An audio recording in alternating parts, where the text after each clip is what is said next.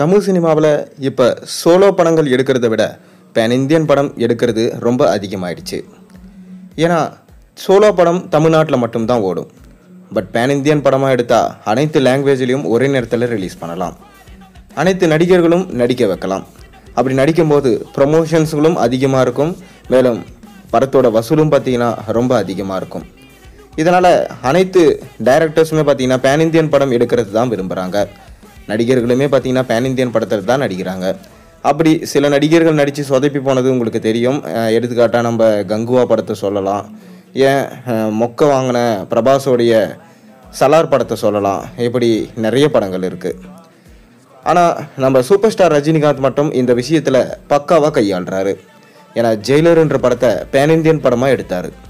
கிட்டத்தட்ட 700 கோடிக்கு மேலே வசூல் ஈட்டி ஒரு நல்ல லாபத்தை பெற்றது. நெல்சன் அவர்கள் தான் எடுத்தார். மேலும் அனிருத் மியூசிக் பண்ணார். சன் பிக்சர்ஸ் பிரம்மாண்டமாக ப்ரொடக்ஷன்ஸ் பண்ணாங்க. நம்ம ரஜினிகாந்த் உருவாக்கின இந்த ஃபார்முலாவை தொடர்ந்து அடுத்தடுத்த நடிகர்களான விஜய், அஜித்னு சொல்லிட்டு நிறைய நடிகர்கள் ஃபாலோ பண்ணுறாங்க. மேலும் ரஜினிகாந்தே பார்த்திங்கன்னா தொடர்ந்து வேட்டையன் படத்துலேயும் பேன் இந்தியன் படமாக தான் நடித்தார். அதை தொடர்ந்து இப்போ கூலி படத்துலேயும் பேன் இந்தியா படமாக தான் நடிச்சிருக்காரு. கூலி படம் தமிழ் சினிமாவோட முதல் 1000 கோடி வசூல் சாதனையை நிகழ்த்தும் என்று எதிர்பார்க்கப்படுது. அதை தொடர்ந்து இப்போ நெல்சனோட இயக்கத்தில் மீண்டும் ஜெயிலர் 2 படத்தில் கமிட் ஆகியிருக்காரு. இந்த படத்தில் பார்த்திங்கன்னா நம்ம சூப்பர் ஸ்டார் ரஜினிகாந்தோடு சேர்ந்து பாலையா, சிவராஜ்குமார், மோகன்லால், ஜாக்கி ஷராப், சுனில் போன்ற மிக முக்கியமான நடிகர்கள் நடிக்கிறாங்க.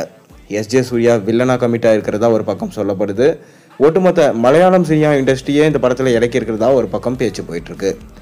இப்படி இருக்க ஜெயிலர் 2 படத்துடைய ஷூட்டிங் விறுவிறுப்பாக இப்போ போய்கொண்டிருக்கு. நம்ம பாலையாவும் ரஜினியும் சேர்ந்து இருக்கிற மாதிரி ஷூட்டிங் ஸ்பாட்டில் சீன்ஸ் எல்லாம் ரிலீஸ் ஆச்சு. சோசியல் மீடியாவிலையும் பார்த்திங்கன்னா ட்ரெண்டிங்கில் இருந்துச்சு. அதை தொடர்ந்து இந்த படத்துடைய ஷூட்டிங் மொத்தமாக டிசம்பரில் முடிஞ்சிடும் என்று சொல்லப்படுது.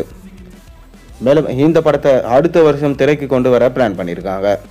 இப்படி இருக்க தான் இந்த படத்துடைய ஃபர்ஸ்ட் சிங்கிள் சாங்கை ரெடி பண்ணிட்டாங்களாம்.